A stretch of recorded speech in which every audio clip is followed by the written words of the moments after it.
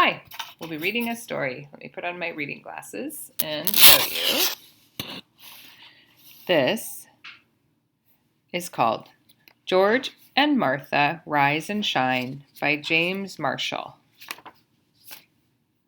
You may have heard it before, but George and Martha stories are always fun. One day, George wanted to impress Martha. "I used to be a champion jumper," he said. Martha raised an eyebrow. "And," said George, "I used to be a wicked pirate." Said Martha. George tried harder. "Once I was even a famous snake charmer." "Oh, goody," said Martha. Martha went to the closet and got out Sam. "Here's a snake for you to charm." "Eek!" cried George, and he jumped right out of his chair. "It's only a toy stuffed snake," said Martha. "I'm surprised a famous snake charmer is such a scaredy cat." "I told some fibs," said George. "For shame," said Martha. "But you can see what a good jumper I am," said George. "That's true," said Martha. Story number 2, The Experiment. Martha was in her laboratory. "What are you doing?" asked George. "I'm studying fleas," said Martha.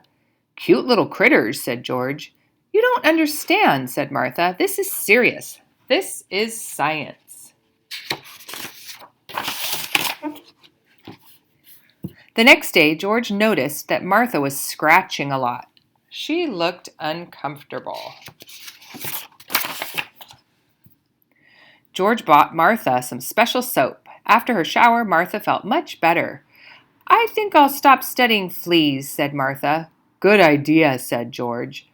"I think I'll study bees instead," said Martha. "Oh dear," said George. Story number 3, The Picnic.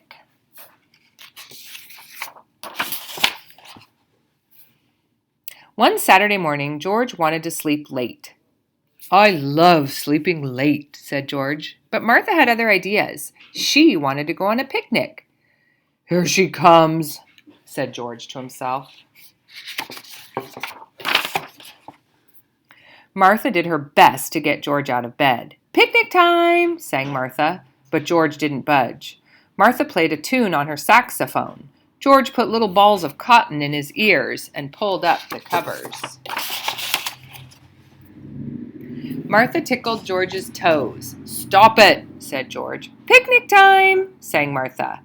"But I'm not going on a picnic," said George. "Oh, yes, you are," said his friend.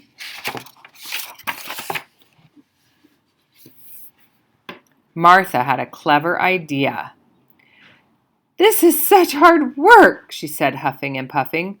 "But I'm not going to help," said George. "I'm getting tired," said Martha.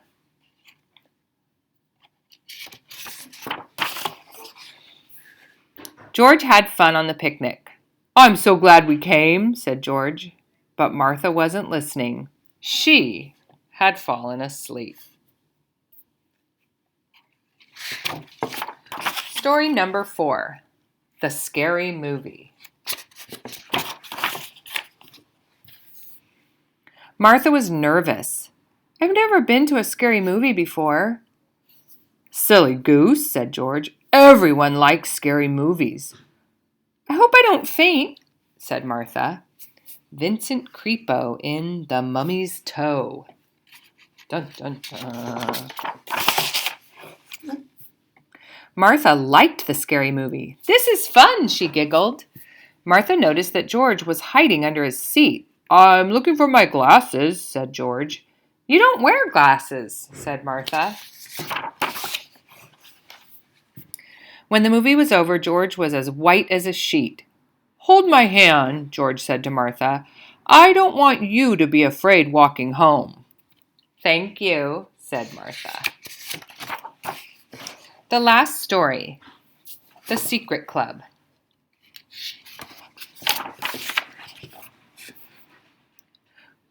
"Where are you going, George?" asked Martha. I'm going to my secret club, said George. I'll come along, said Martha. Oh, no, said George. It's a secret club. But you can let me in, said Martha. No, I can't, said George, and he went on his way. Martha was furious. When George was inside his secret clubhouse, Martha made a terrible fuss. You let me in, she shouted. No, said George. Yes, yes, cried Martha. No, no, said George. I'm coming in whether you like it or not, cried Martha. When Martha saw the inside of George's clubhouse, she was so ashamed. You old sweetheart, she said to George. George smiled. I hope you've learned your lesson. I certainly have, said his friend. The Martha Fan Club.